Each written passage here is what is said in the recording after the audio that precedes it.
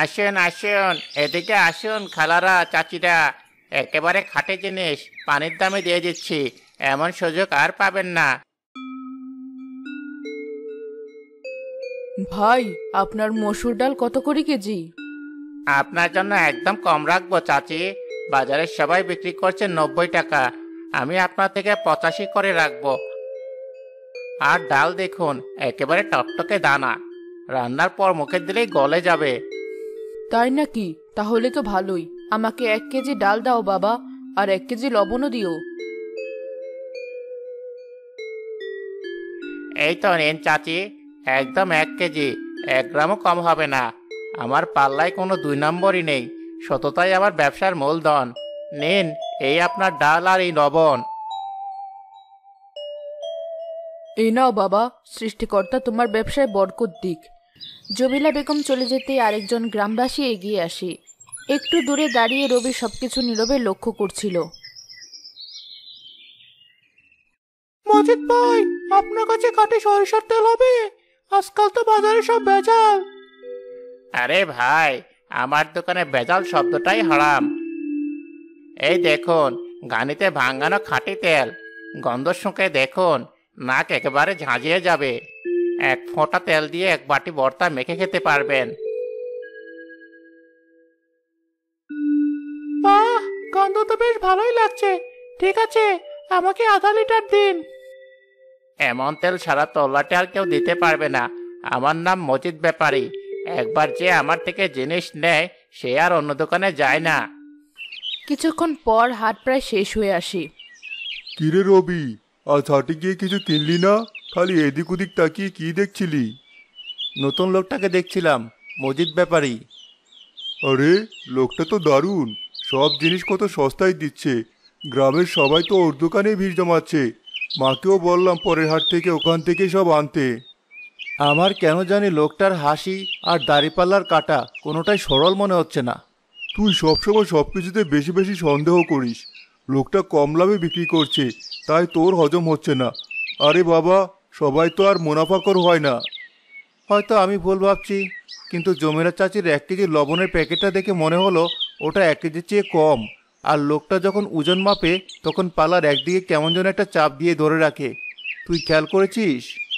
দূর, ওটা তো দেখার ভুল। চল বাড়ি চল, খিদে পেয়েছে।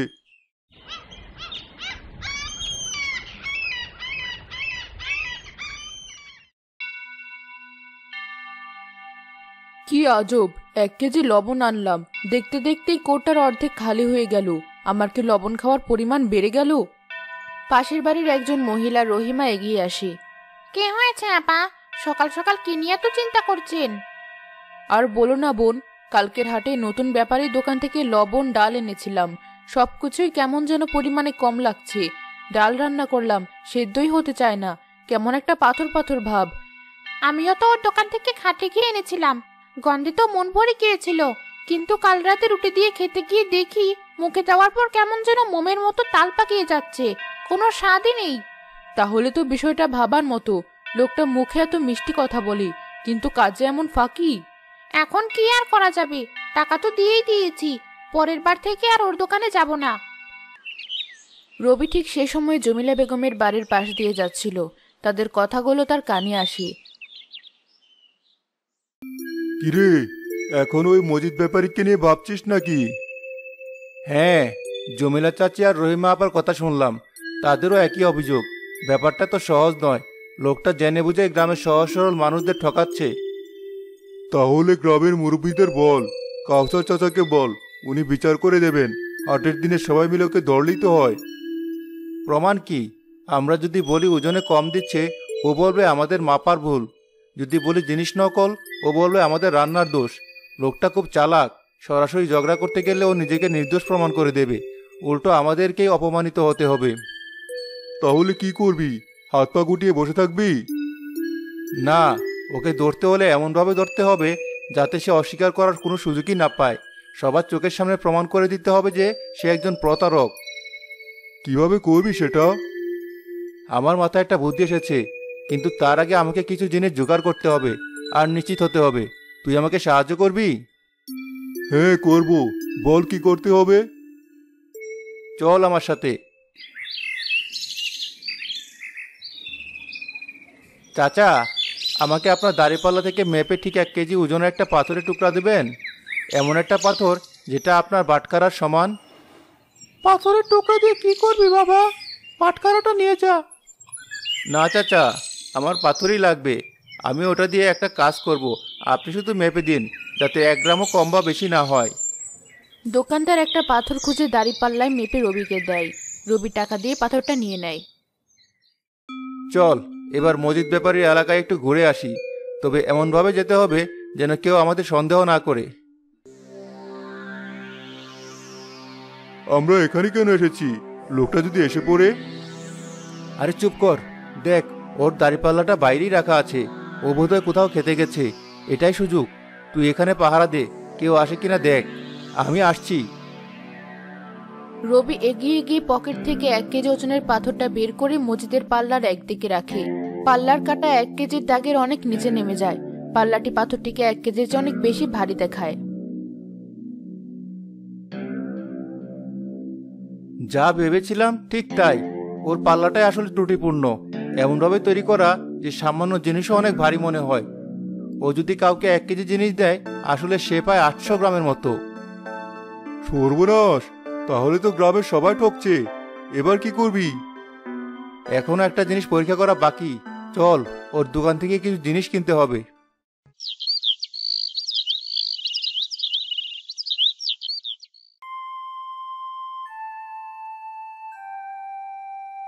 আরে রবি ভাই যে, আসুন আসুন।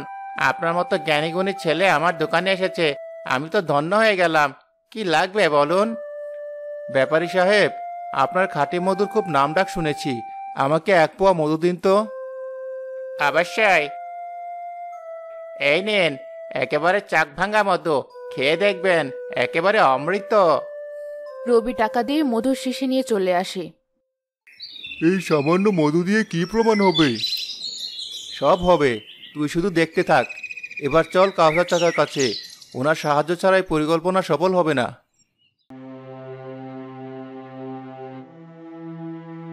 তোমার কথা যদি সত্যি হয় রবি, তাহলে তো এটা গ্রামের জন্য একটা বড় চিন্তার বিষয়।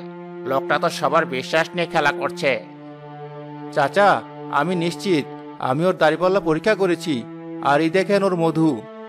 রবি 1 গ্লাস পানিতে 1 চামচ মধু ঢালে। মধুটা সাথে সাথে পানিতে গুলে গিয়ে মিশে যায়। এত সাথে সাথে মিশে গেল? খাঁটি মধু তো এত সহজে মেশার কথা নয়, ওটা তো নিচে গিয়ে জমে থাকে। ঠিক তাই চাচা, এটা আসলে চিনির শিরা ছাড়া আর কিছুই না, শুধু মধুর গন্ধ মেশানো আছে। তাহলে আর দেরি কেন চাচা? চলুন সবাই মিলে গিয়ে ওকে ধরি। আজ ওর একদিন কি আমাদের একদিন। না রাফিক, চেঁচামেচি করলে চালাক লোকেরা সবসময় পার পেয়ে যায়। সম্মানের সাথে ওদের মুখোশ খুলতে হয়। রবি, তোমার পরিকল্পনাটা এবার খুলে বলো তো। চাচা, আমার পরিকল্পনা হলো আমরা একটা প্রতিযোগিতার আয়োজন করব। এমন একটা খেলা যেখানে মজুদ ব্যাপারী অংশ নিতে বাধ্য হবে এবং নিজের পাতা ফাঁদে নিজেই ধরা পড়বে। আর এই খেলার বিচারক হবেন আপনি। রবি তার পুরো পরিকল্পনাটা কাউসার চাচা এবং রফিককে খুলে বলে। তোমার মাথায় তো বেশ বুদ্ধি খেলে রবি। ঠিক আছে, আমি তোমার সাথে আছি।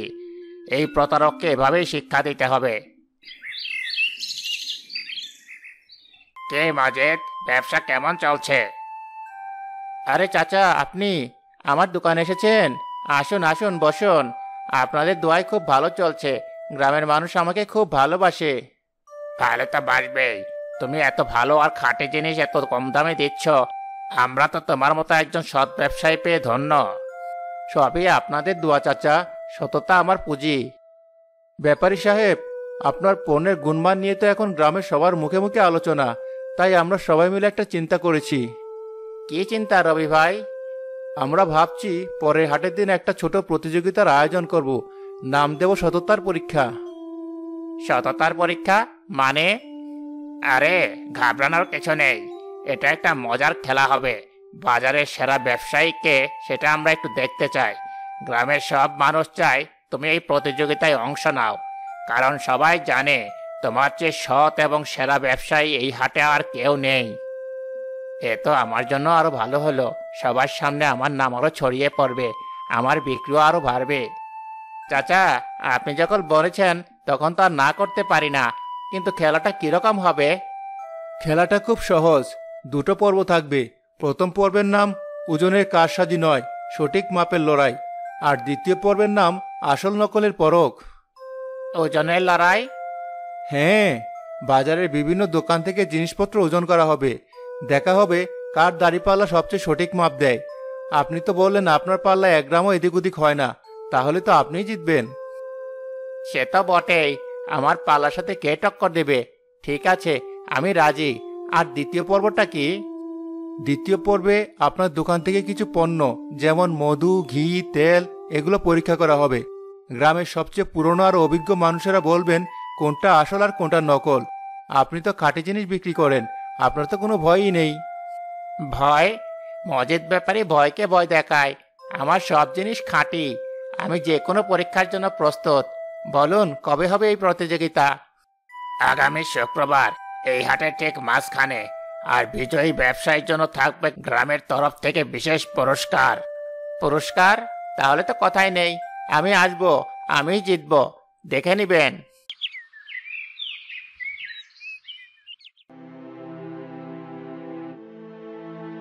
তুই তো দারুণ চাল চেলেছিস রবি। লোকটা লোভে আর অহংকারে এমনভাবে ফেঁসেছে যে টেরই পায়নি। অহংকারী মানুষের পতনের মূল কারণ রফিক। সে ভেবেছে এই খেলাটা তার ব্যবসার প্রচারের জন্য একটা বস্ত বড় সুযোগ, কিন্তু সে জানে না এটাই হতে চলেছে তার প্রতারণার মুখোশ খোলার মঞ্চ। এখন বাকি কাজ হলো গ্রামের সবাইকে এই প্রতিযোগিতার কথা জানিয়ে দেওয়া। এমনভাবে বলতে হবে যেন সবাই এটা দেখার জন্য অধীর আগ্রহে অপেক্ষা করে। কয়েকদিন ধরে গ্রামের সবার মধ্যে প্রতিযোগিতা নিয়ে আলোচনা চলতে থাকে। সবাই অধীর আগ্রহে শুক্রবারের জন্য অপেক্ষা করতে থাকে।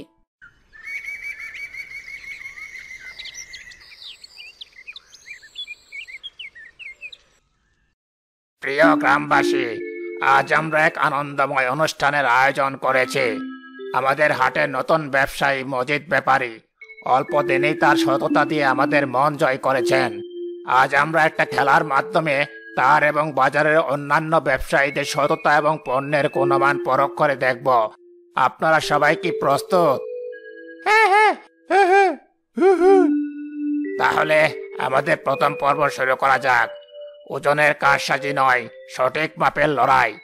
এই পর্বে আমরা দেখব কার দাড়িপাল্লা সবচেয়ে নিখুঁত মাপ দেয়। মজিদ, আপনি কি আপনার দাড়িপাল্লা নিয়ে প্রস্তুত? আমি সবসময় প্রস্তুত চাচা।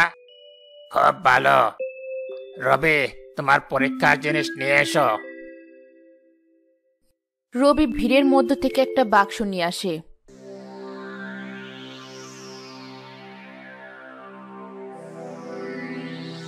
ব্যাপারী সাহেব, এটা হলো সরকারের বানানো বাটখারা।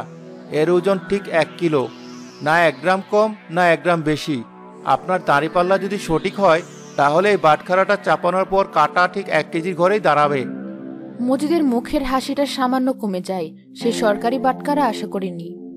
এটা তো ঠিকই আছে, দিন, আমি মেপে দেখাচ্ছি। মজিদ বাটখারাটা নিয়ে তার দাড়িপাল্লার একদিকে রাখে। সাথে সাথে পাল্লার কাটা ঘুরে গিয়ে 1 কেজি 100 গ্রামের দাগে গিয়ে স্থির হয়। একই কাটা তো 1 কেজি দাগ ছাড়িয়ে গেছে। তোর মানে পাল্লাটা 1 কেজি জিনিসকে 100 গ্রাম বেশি দেখাচ্ছে? আরে না না, এটা বাতাসের জন্য এমন হচ্ছে। আর পাল্লাটা অনেকদিন ব্যবহার করা হয়নি তো একটু জ্যাম হয়ে আছে। বাতাসের জন্য কাটা কাঁপতে পারে, কিন্তু 100 গ্রাম এগিয়ে যেতে পারে না ব্যাপারী সাহেব। আর পাল্লা তো আপনি রোজই ব্যবহার করেন। ঠিক আছে, আপনার কথাই নয় মেনে নিলাম। এবার এই একই বাটখারা আমার বাজারের সবচেয়ে পুরনো দোকানদার হাশেম চাচার পাল্লায় মেপে দেখি। হাশেম চাচা তার পুরনো কিন্তু সঠিক পাল্লা নিয়ে এগিয়ে আসেন। রবি বাটখারাটা সেই পাল্লায় রাখে। কাটা একদম কাটায় কাটায় 1 কেজির দাগে এসে থেমে যায়। তাহলে তো আমি ঠিকই ধরেছিলাম। আমার 1 কেজি লবণ আসলে 900 গ্রাম ছিল। এই লোকটা আমাদের সবার সাথে প্রতারণা করেছে। আমার ডালের ক্ষেত্রে তাই হয়েছে, এই জন্য তো পরিমাণে কম লাগছিল। এসব মিথ্যে কথা, এটা আমার বিরুদ্ধে ষড়যন্ত্র। আমি আমি শান্ত হও সবাই, এখন আমাদের দ্বিতীয় পর্ব বাকি আছে। মজিদ, আপনি তো বলেছিলেন আপনার সব পণ্য খাঁটি। এবার সেটারই পরীক্ষা হবে। রবি, তোমার জিনিসপত্র নিয়ে এসো। রবি একটা টেবিলের উপর 2টো কাচের গ্লাস আর 2টো ছোট বাটি রাখে। ব্যাপারী সাহেব, কিছুদিন আগে আমি আপনার দোকান থেকে এই মধুর শিশিটা কিনেছিলাম। আপনি বলেছিলেন এটা চাকভাঙ্গা খাঁটি মধু। আর এই বাটিতে আছে আমাদের গ্রামের এক চাকিয়ালের কাছ থেকে আনা খাঁটি মধু। এখন আমরা দুটো পরীক্ষাই করব। রবি দুটো গ্লাসে পানি নেয়। প্রথমে সে চাকিয়ালে রান্না খাঁটি মধু 1 চামচ নিয়ে একটা গ্লাসে ঢালি। মধুটা গ্লাসের নিচে গিয়ে জমা হয়। দেখুন সবাই, খাঁটি মধু কখনো পানিতে সহজে মেশে না। এবার রবি মজিদের শিশি থেকে 1 চামচ মধু নিয়ে অন্য গ্লাসে ঢালে। সেটা পানিতে পড়ার সাথে সাথেই গুলে গিয়ে পানি ঘোলা করে দেয়। আর এটা দেখুন, পানিতে দেওয়ার সাথে সাথেই গলে গেল। কারণ এটা মধু নয়, এটা চিনির শিরা। আমি তো ঠিকই বলেছিলাম, ওর ঘিটাও নকল। ওটা খেয়ে আমার ছেলের পেট খারাপ করেছিল। মজিদ ব্যাপারী, তোমার কি এখনো কিছু বলার আছে? তোমার দাড়িপাল্লা ত্রুটিপূর্ণ, তোমার পণ্য নকল। তুমি গ্রামের সহজ সরল মানুষদের বিশ্বাস নিয়ে খেলা করেছ, তাদের দুর্বলতার সুযোগ নিয়ে তাদের ঠকিয়েছ। আমাকে আমাকে মাফ করে দিন চাচা, আমার ভুল হয়ে গেছে। আমি আর কখনো এমন কাজ করব না। তোমাকে ক্ষমা করার মালিক সৃষ্টিকর্তা, কিন্তু এই গ্রামে তোমার আর কোনো জায়গা নেই। তুমি এখনই তোমার সবকিছু কটিয়ে এই গ্রাম ছেড়ে চলে যাবে, আর যেন কোনোদিন এই হাটে তোমাকে না দেখা যায়। গ্রামবাসীরা রাগে ফুঁসতে থাকে। কয়েকজন মজিদের দিকে এগিয়ে যেতে চাইলে কাউসার চাচা তাদের থামিয়ে দেন। না, কেউ আইন নিজের হাতে তুলে নেবে না।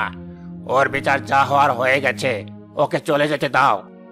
মজিদ ব্যাপারী লজ্জিত অপমানিত হয়ে মাথা নিচু করে তার জিনিসপত্র গোছাতে শুরু করে।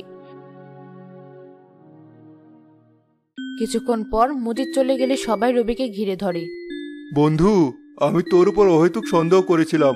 আজ তুই যা করলি তাতে পুরো গ্রামটা একটা বড় ক্ষতির হাত থেকে বেঁচে গেল। তোর বুদ্ধি আজ আমাদের জিতিয়ে দিয়েছে। রবি বাবা, তুমি আজ আমাদের চোখ খুলে দিয়েছো।